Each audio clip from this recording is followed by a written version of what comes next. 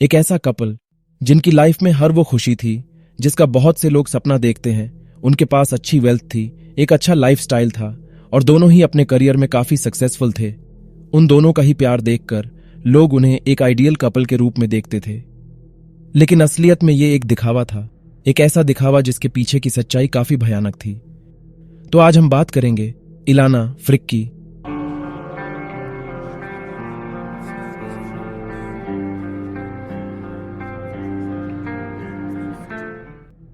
Detroit, विंसडर। एक married couple Croatia से यहां सेटल होने आया, जिसमें थे जो और एना फ्रिक। उन्होंने काफी मेहनत की यूएस में सेटल होने के लिए। आगे चलकर उन्हें 2 बच्चे भी हुए, जिनमें से थी उनकी बड़ी बेटी कैरोलाइना जो 1970 में पैदा हुई और उनकी दूसरी बेटी इलाना जो 1977 में हुई थी। वे दोनों लड़कियां बचपन से ही काफी इंटेलिजेंट थीं, पर यहां इलाना अपने स्कूल में काफी स्मार्ट थी। उसे पढ़ना काफी पसंद था। इलाना को शुरुआत से ही साइंस में काफी इंटरेस्ट था, इसलिए उसने बचपन में ही ये डिसाइड कर लिया था कि उसे आगे चलकर एक डॉक्टर बनना है। आगे उसने अपना हाई स्कूल अच्छे नंबरों से पास किया और बाद में फिर उसने विंसडर यूनिवर्सिटी ज्वाइन की, जहां वो एक रिलेशनशिप में भी थी।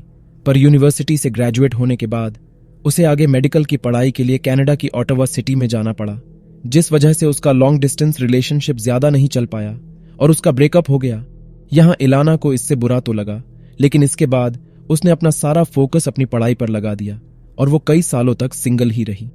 लेकिन फिर आता है 2003, जहां जब एक रात इलाना ओटावा के एक हॉस्पिटल में थी तो उसकी नजर एक आदमी पर पड़ी जिसका नाम था मोहम्मद शामजी, जो कि एक न्यूरोसर्जरी स्टूडेंट था एक लोकल हॉस्पिटल में। यहां मोहम्मद को इलाना काफी अच्छी लगी, तो उसने उस हॉस्पिटल की कुछ नर्सेस से उसके बारे में पूछा और उनसे उसका नंबर भी ले लिया। यहां मोहम्मद इलाना की ही तरह एकेडमिकली काफी ब्राइट और उससे भी बेहतर स्टूडेंट था। वो एक जाने माने कॉलेज से ग्रेजुएट हुआ था, जिसके बाद उसने येल से अपनी मास्टर्स भी की। पर मोहम्मद अपने प्रोफेशन में तो अच्छा था, पर वो सोशली इतना कुछ खास नहीं था। वो ज्यादातर अकेला रहता था और नए लोगों से बात करने में वो काफी शाय फील करता था और इन वजह से उसके लिए काफी मुश्किल था किसी लड़की को डेट करना। और ये इलाना के मामले में भी कुछ अलग नहीं था। उनकी पहली ही डेट काफी ऑकवर्ड थी, क्योंकि मोहम्मद इलाना से ठीक से बात ही नहीं कर पा रहा था। पर इलाना को मोहम्मद काफी इनोसेंट लगा और उसने खुद बात आगे बढ़ाई और उनका रिलेशनशिप स्टार्ट हो गया। लेकिन यहां इलाना तो मोहम्मद से बहुत प्यार करती थी, पर मोहम्मद उसमें इतना इंटरेस्ट नहीं ले रहा था, जिससे इलाना को ऐसा फील होता था कि वो मोहम्मद के लायक नहीं है। दरअसल यहां मोहम्मद रिलेशनशिप में आने के बाद भी एक दूसरी लड़की को ढूंढ रहा था जो उसे कभी अपने कॉलेज में पसंद थी, और इस वजह से ही उन दोनों के रिलेशनशिप में ही काफी ट्रबल्स आने लगे थे। जहां इलाना काफी कोशिश करती थी मोहम्मद को खुश करने की, वो उसे प्रेजेंट्स देती थी, उसे कॉम्प्लीमेंट देती थी, पर मोहम्मद ज्यादा कुछ नहीं करता था और एक तरह से यह अब एक तरफा प्यार लगने लगा था। और यहां जब इलाना के पेरेंट्स को अपनी बेटी के रिलेशनशिप के बारे में पता चला तो उन्होंने उसे मना किया मोहम्मद के साथ सेटल होने के लिए। और इन्हीं सब बातों के चलते इलाना और मोहम्मद का उनके पहले ही साल में 2 बार ब्रेकअप हो चुका था, पर हर बार मोहम्मद उसे मना लेता था इस रिलेशनशिप को वापस शुरू करने के लिए। उनके रिलेशनशिप के दूसरे ही साल में इलाना प्रेग्नेंट हो गई और जब ये बात मोहम्मद को पता चली तो उसने अपने आप को काफी बंधा हुआ महसूस किया, मानो कि वो कोई बच्चा चाहता ही नहीं था। पर मोहम्मद एक कंजर्वेटिव मुस्लिम फैमिली से आता था, इसलिए उसकी फैमिली ने उसे समझाया कि वो बच्चा पैदा होने से पहले ही इलाना से शादी कर ले। और अपनी फैमिली की रिस्पेक्ट करते हुए सितंबर 2004 को मोहम्मद इलाना से शादी कर लेता है, जिसके बाद वे दोनों एक साथ ओटावा की ही एक जगह में शिफ्ट हो गए और जनवरी 2005 में उन्हें एक बेटी हुई। पर इसके बाद भी मोहम्मद के बिहेवियर में कोई बदलाव नहीं आया। उल्टा वो अपनी फैमिली को काफी कम टाइम देता था और वो ज्यादातर फोकस अपने प्रोफेशन और करियर पर ही देता था। इवन जब वो अपने घर में भी होता था तो इलेना और अपनी बेटी को इग्नोर कर खुद को एक कमरे में बंद कर लेता था और स्टडी करता रहता था। और जैसे जैसे समय बीतता गया तो इलेना के पेरेंट्स ने भी ये नोटिस किया कि मोहम्मद का बिहेवियर उनकी बेटी को लेकर काफी अग्रेसिव है। जहां जब एक बार उसके पेरेंट्स ने इलाना को फोन किया तो उन्हें फोन पर मोहम्मद की आवाज सुनाई दी, जहां वो इलाना को एब्यूज कर रहा था। इन सब से तंग आकर जब इलाना उसे डिवोर्स के लिए धमकी देती तो मोहम्मद उल्टा उसे ही ब्लेम करने लगता था।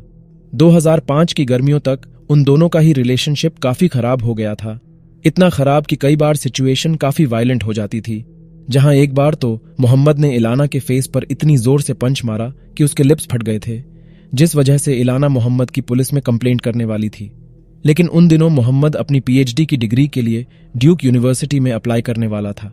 और जब मोहम्मद को रियलाइज हुआ कि अगर इलाना पुलिस के पास गई तो क्रिमिनल रिकॉर्ड के चलते वो ना तो कभी किसी यूनिवर्सिटी में अप्लाई कर पाएगा और साथ में उसका करियर भी खत्म हो जाएगा, इसलिए वो इलाना से माफी मांगने लगा और उसे समझा बुझाकर वापस मना लिया। और ये एक काफी इंपॉर्टेंट फैक्टर है, क्योंकि हर बार जब भी मोहम्मद इलाना से वायलेंट होता तो वो उससे माफी मांगकर हर बार उसे मना लेता था और एक तरह उसकी माफियों ने अलाउ कर दिया था अपनी वाइफ पर हाथ उठाने के लिए। इस इंसिडेंट के बाद मोहम्मद ने ड्यूक यूनिवर्सिटी में अप्लाई किया, जिसके चलते इलाना और उनकी बेटी भी मोहम्मद के साथ नॉर्थ कैरोलिना शिफ्ट हो गई। और अब कुछ सालों तक चीजें काफी शांत रही और उन्हें एक दूसरी बेटी भी हुई। और अब अपने दोनों ही बच्चों को डे केयर में छोड़कर उन दोनों ने अपना सारा फोकस अपने प्रोफेशनल करियर पर लगा दिया था, जहां आगे मोहम्मद ने अपनी 5 साल की पीएचडी सिर्फ 3 सालों में ही कंप्लीट कर ली थी, जिस बीच इलाना को भी एक प्रेस्टिजियस स्कॉलरशिप मिली, जिससे उसने अपने आगे की पढ़ाई जारी रखी। और वे दोनों ही अपनी अपनी फील्ड में टॉप पर थे और आगे बढ़ रहे थे। अपनी अपनी ग्रेजुएशन खत्म करने के बाद 2009 में वे सभी अपने घर ओटावा कनाडा में आ गए। और अब इलाना की स्टडी पूरी हो गई थी तो वो अब ओटावा के ही एक फैमिली हॉस्पिटल में काम कर रही थी। पर मोहम्मद अपने न्यूरोसर्जन बनने के सपने को पूरा करना चाहता था, इसलिए उसने अपनी ट्रेनिंग जारी रखी। यहां साथ में उन दोनों ने ही अपने सोशल मीडिया अकाउंट्स भी बनाए, जो कि एक ऐसी दुनिया है जहां जरूरी नहीं जो हमें दिखता है वो सच हो, कई बार उसके पीछे की सच्चाई कुछ और ही होती है। और इलाना और मोहम्मद के केस में भी ये कोई अलग नहीं था। आगे 2012 में उन दोनों ने ही सोशल मीडिया पर अपने आप को एक परफेक्ट कपल के रूप में पोर्ट्रे करना शुरू कर दिया था, जहां वे ऑनलाइन एक सक्सेसफुल कपल थे जो एक दूसरे से काफी प्यार करते थे, सपोर्ट करते थे और पूरी दुनिया घूमना और लैविश कॉन्फ्रेंस अटेंड करना अपने तीनों बच्चों के साथ सोशल मीडिया पर यह उनकी लाइफ थी। लेकिन असल जिंदगी में उन बंद दरवाजों के पीछे क्या होता था ये किसी को नहीं पता था। दरअसल यहां मोहम्मद अपनी सोशल मीडिया प्रोफाइल के साथ इलाना की प्रोफाइल को भी कंट्रोल करता था और अब मोहम्मद का एग्रेसिव बिहेवियर धीरे धीरे वापस आ गया था। और अब इलाना और उसके बीच बहुत आर्ग्यूमेंट होने लगे थे, जिसमें मोहम्मद ने उसे ये तक कहा कि उससे अच्छा वो किसी और के साथ होता। इसी दौरान मोहम्मद को कैलगरी के फूट हिल मेडिकल सेंटर में फेलोशिप ऑफर हुई, जहां वो स्पाइनल सर्जरी से रिलेटेड काफी कुछ सीख सकता था। इसलिए वो अपनी फैमिली को ओटावा में ही छोड़ कुछ 1 साल के लिए कैलगरी में शिफ्ट हो गया। लेकिन इस बीच वो कई बार अपनी फैमिली से मिलने अपने घर ओटावा जाया करता था, जहां एक बार एक ऐसी ही ट्रिप में वो गलती से घर के कंप्यूटर में अपना ईमेल लॉगिन छोड़ आया। और जब बाद में उसके ईमेल पर इलाना की नजर पड़ी तो उसे पता चला कि इलाना से शादी होने के बावजूद मोहम्मद का पहले किसी से अफेयर चल रहा था। जब इसके बारे में इलाना ने मोहम्मद से पूछा तो उसने बिना किसी पछतावे के इस बात से एडमिट किया, जिसे सुनकर इलाना काफी दुखी हुई। और जब ये बात उसने अपनी फैमिली और अपने दोस्तों को बताई तो सभी ने उसे डिवोर्स लेने के लिए कहा। पर अपने बच्चों की वजह से वो ऐसा नहीं करना चाहती थी और वो एक तरह से अब मोहम्मद के साथ फंस चुकी थी। पर एक दिन मोहम्मद और इलाना ने यह डिसाइड किया कि वे अब सब कुछ भूलकर एक फ्रेश स्टार्ट करेंगे। और उन दोनों ने ही टोरंटो के नॉर्थ यॉर्क में एक $1.5 मिलियन का घर लिया और अब वे अपने तीसरे बच्चे का भी प्लान कर रहे थे। और ये देखकर ऐसा लग रहा था कि अब उनके बीच सब कुछ ठीक हो चुका है, लेकिन ऐसा नहीं था। अक्टूबर 2013, इस दौरान इलाना ने अपने तीसरे बच्चे और पहले बेटे को जन्म दिया, जिसके बाद 2 सालों तक फैमिली का माहौल काफी शांत रहा, जहां इलाना ने इस बीच अपने एरिया के लोगों से मेल जोल बढ़ाया। वहीं दूसरी तरफ मोहम्मद अपने करियर को लेकर काफी बिजी था। और फाइनली मोहम्मद एक काफी अच्छा न्यूरोसर्जन बन गया, जिसकी स्पेशलिटी स्पाइनल इंजरीज और उसकी कंडीशंस को ठीक करने में थी। और कुछ ही महीनों में उसकी रेप्यूटेशन इतनी बढ़ गई थी कि उसे एक प्रेस्टिजियस डॉक्टर के रूप में देखा जाने लगा, क्योंकि वो पेशेंट्स को ऐसी सिचुएशंस में भी बचा लेता था जो दूसरे प्रोफेशनल डॉक्टर्स के लिए इम्पॉसिबल होती थी। और यहाँ इलाना भी ऑन्टेरियो मेडिकल एसोसिएशन के लिए काम कर रही थी। यहाँ उनकी जिंदगी ऑनलाइन तो काफी अच्छी लगती थी, पर सैडली रियलिटी में कुछ भी अच्छा नहीं था।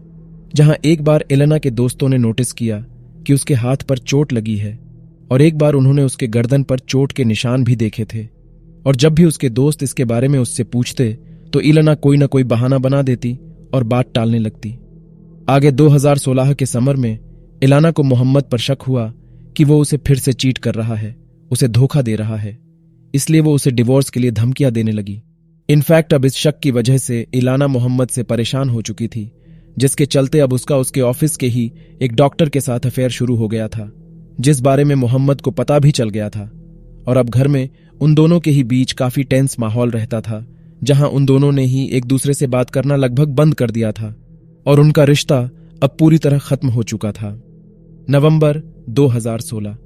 इलाना इस वक्त तक काफी कुछ सह चुकी थी। उसने बहुत सैक्रिफाइस किए। मोहम्मद ने उसे कंट्रोल किया, अब्यूज किया, पर वो सब सहती रही, इस उम्मीद में कि उसका पति एक दिन बदल जाएगा, लेकिन ऐसा कभी नहीं हुआ।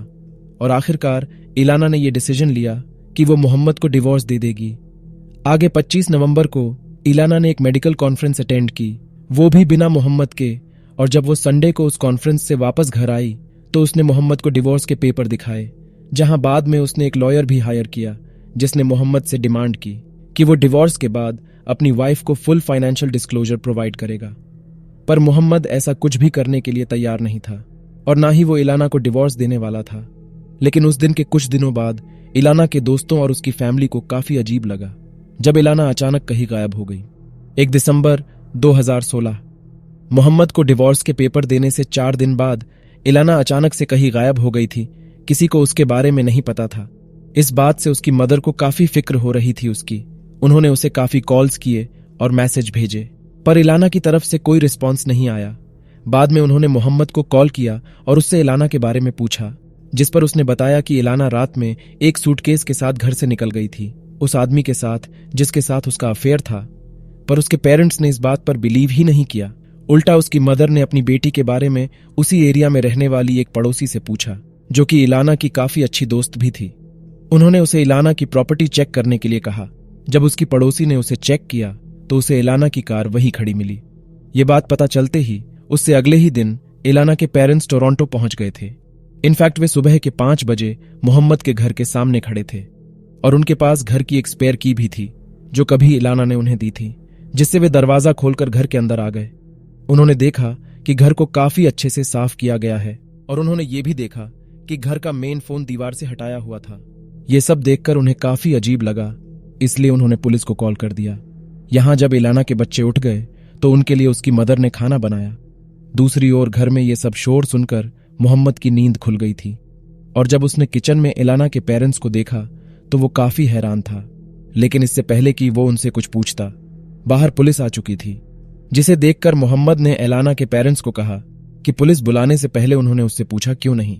दरअसल यहां एक दिन पहले ही पुलिस मोहम्मद से पूछताछ करने उसके घर आई थी, क्योंकि यहां इलाना के ऑफिस ना आने और उससे कोई कांटेक्ट ना हो पाने पर उसके कॉलीग्स ने इस बारे में पुलिस को बताया था और पुलिस के पहुंचने पर मोहम्मद ने उन्हें वही बात बताई जो उसने इलाना के पेरेंट्स को बताई थी। पर किसी को भी ये बात हजम नहीं हो रही थी, क्योंकि कोई इस बात पर बिलीव ही नहीं कर पा रहा था कि इतनी केयरिंग मदर अपने बच्चों को अकेला कैसे छोड़ गई, क्योंकि इलाना ने कभी ऐसा नहीं किया था। और इलाना के पेरेंट्स को तो शुरुआत से ही कुछ ठीक नहीं लग रहा था अपनी बेटी को लेकर, और उनकी ये फीलिंग उससे अगले ही दिन सच होने वाली थी। 2 दिसंबर 2016। जब एक आदमी हम्बर रिवर के पास बने ब्रिज से गुजर रहा था तो उसे ब्रिज से नीचे देखने पर रिवर के किनारे एक सूटकेस पड़ा दिखा, जिसे देखकर ऐसा लग रहा था कि जैसे उसे ब्रिज से फेंका गया हो। उसे देखते ही उस आदमी ने पुलिस को कॉल किया। बाद में जब एक ऑफिसर ने आकर उस सूटकेस को चेक किया तो उसे उसमें एक औरत की डेड बॉडी मिली, जिसे देखकर ऐसा लग रहा था कि मारने से पहले उसे बुरी तरह पीटा गया हो। यहां पुलिस को सुराग ढूंढने के लिए कोई ज्यादा मेहनत नहीं करनी पड़ी, क्योंकि सूटकेस के साइड में ही उन्हें एक टैग दिखा, जिस पर उस औरत के नाम के साथ ही उसका एड्रेस भी लिखा हुआ था, जो कि था इलाना सामजी, नॉर्थ यॉर्क से। बाद में पुलिस ने बॉडी को एग्जामिनेशन के लिए भेजा, जिसके साथ ही उन्होंने इलाना के पेरेंट्स को भी इन्फॉर्म किया और उस बॉडी को आइडेंटिफाई करने के लिए उन्हें स्टेशन बुलाया। पुलिस से ऐसी बात सुनकर इलाना के पेरेंट्स तो कुछ समझ ही नहीं पा रहे थे और वहां जाते वक्त वे दोनों प्रे कर रहे थे कि वो इलाना ना हो। लेकिन जब वहां पहुंचकर उन्होंने उस बॉडी को देखा तो वो उनकी बेटी इलाना ही थी, जिसे देखकर वे दोनों वही रोने लगे। लेकिन यहां दूसरी तरफ मोहम्मद का कोई अता पता नहीं था। पुलिस ने उसे काफी कांटेक्ट किया। बाद में उसके घर जाकर उसे चेक भी किया, पर उन्हें वो वहां नहीं मिला। दरअसल यहां मोहम्मद एक दूसरी सिटी में अपने भाई के साथ था, जहां वो देश छोड़कर भागने का प्लान बना रहा था, जिसमें उसका भाई उसकी मदद करने वाला था। लेकिन जब कुछ दिनों बाद सुबह के 8 बजे एक पुलिस टीम ने उसे एक रेस्टोरेंट के पास देखा तो उन्होंने उसे मर्डर के सस्पेशन में अरेस्ट कर लिया। लेकिन इस स्टोरी का सबसे हार्ट ब्रेकिंग पार्ट तो ये था कि इलाना की मौत को खुद उसकी बेटी ने देखा था। पुलिस को पता चला कि मोहम्मद को डिवोर्स के पेपर देने से कुछ दिन बाद ही एक सुबह इलाना और मोहम्मद के बीच इस बात को लेकर काफी बहस हो गई थी और इस बार मोहम्मद कुछ ज्यादा ही वायलेंट हो गया था, जिस दौरान इलाना ने डर के मारे पुलिस को कॉल करने की भी कोशिश की, पर उसने घबराहट में 911 की जगह 611 डायल कर दिया और इससे पहले कि वो दोबारा नंबर डायल करती मोहम्मद ने उसे पकड़ लिया। वो उसके डिवोर्स के डिसीजन से बहुत गुस्सा था, इतना कि उसका अपने आप पर बिल्कुल कंट्रोल नहीं था। और जब उनकी बड़ी बेटी उनके कमरे से गुजर रही थी तो आवाज सुनकर उसने कमरे में झांक कर देखा, जहां देखने पर उसे इलाना तो नहीं दिखी, पर उसे मोहम्मद बेड की दूसरी साइड अपने घुटनों पर बैठा हुआ दिखा। दरअसल यहां मोहम्मद इलाना के ऊपर बैठकर उसका गला दबा रहा था, जिससे इलाना की मौत हो गई। जब मोहम्मद खड़ा हुआ तो उसने दरवाजे पर अपनी बड़ी बेटी को देखा और उसे उसके रूम में जाने के लिए कहा, और उसकी बेटी के जाने पर उसने इलाना की बॉडी को एक सूटकेस में डाल दिया और बाद में उसे गाड़ी में रखकर वो घर से निकल गया। यहां मोहम्मद को बिल्कुल नहीं पता था कि उसे उस सूटकेस के साथ करना क्या है, और पूरे हाईवे पर गाड़ी चलाने के बाद वो हम्बर रिवर के ब्रिज पर पहुंचा, जहां उसने काफी बुरे तरीके से सूटकेस को ब्रिज से फेंका। उसे लगा कि पानी के बहाव से वो सूटकेस ओंटेरियो के लेक तक पहुंच जाएगा, जिसके बाद कोई भी उस सूटकेस को नहीं ढूंढ पाएगा। पर उस अंधेरे में उसे ये पता ही नहीं चला कि वो सूटकेस दरअसल रिवर में नहीं, उसके किनारे पर ही गिर गया है। बाद में घर जाने पर मोहम्मद ऐसे नाटक करने लगा कि जैसे कुछ हुआ ही ना हो। उसने अपने बच्चों के लिए ब्रेकफास्ट बनाया, उन्हें स्कूल छोड़ा और बाद में खुद अपने काम पर चला गया। काम से आने के बाद उसने अपने सारे फैमिली एसेट्स, सारा पैसा अपने एक लॉयर के ट्रस्ट अकाउंट में ट्रांसफर कर दिए, जिन्हें वो बाद में निकाल कर देश छोड़कर भागने वाला था। लेकिन उससे पहले ही पुलिस को इलाना की बॉडी मिल गई थी। आगे ऑटोप्सी रिपोर्ट देखकर पता चला कि इलाना की गर्दन और पसलियां टूट गई थी और दम घुटने के कारण उसकी मौत हुई थी। उसके सर से सारे बाल भी काट दिए गए थे। मोहम्मद को पता था कि अब उसका इस सिचुएशन से बाहर निकलना बहुत मुश्किल है। हालांकि उसने शुरुआत में तो इन सब से मना किया, पर कुछ महीने बीत जाने पर उसने हार मान ली और सब कुछ कन्फेस कर दिया, जिसके बाद उसे 2nd डिग्री मर्डर के लिए दोषी ठहराया गया और उसे उम्र कैद की सजा दी गई, जहां 14 साल जेल में काटने के बाद उसे पैरोल मिल सकती थी, यानी कि वो 2030 से पहले जेल से बाहर नहीं आ सकता था। पर इसके बावजूद फ्रिक फैमिली कोर्ट के इस फैसले से खुश नहीं थी। वे चाहते थे कि मोहम्मद को डेथ सेंटेंस दिया जाए। वे चाहते थे कि वो कभी जेल से बाहर ही ना आए। It's okay. It's okay. You said you wanted justice all along. Do you feel you got justice today? Justice will never be for us. Never. Yeah. The only justice we will have if she can come back, and she will never come back. How are the children? They're fine. Thank you for asking. They're doing fine. 17 दिसंबर 2016 को इलाना का funeral उसी church में किया गया जहां उसकी मोहम्मद से शादी हुई थी, जिसमें वे सभी लोग शामिल हुए जो इलाना से प्यार करते थे, उसे जानते थे, जहां सभी ने इलाना को याद किया और अपना शौक जाहिर किया। आगे इलाना के पेरेंट्स टोरंटो के उसी घर में शिफ्ट हो गए जहां उनकी बेटी की मौत हुई थी। दरअसल वे अब उसके बच्चों के साथ रहते थे, उनका ख्याल रखने के लिए। यहां इलाना काफी स्मार्ट थी, एजुकेटेड थी और फाइनेंशियली इंडिपेंडेंट थी। वो एक अच्छी मां होने के साथ साथ अच्छी बेटी भी थी, लेकिन उसने एक ऐसे आदमी से शादी की जिसने उसे काफी दुख दिए, पर वो उन्हें नजरअंदाज कर सब चुपचाप सहती रही। और जब तक उसे रियलाइज हुआ कि वो कितनी गलत थी, तब तक बहुत देर हो चुकी थी।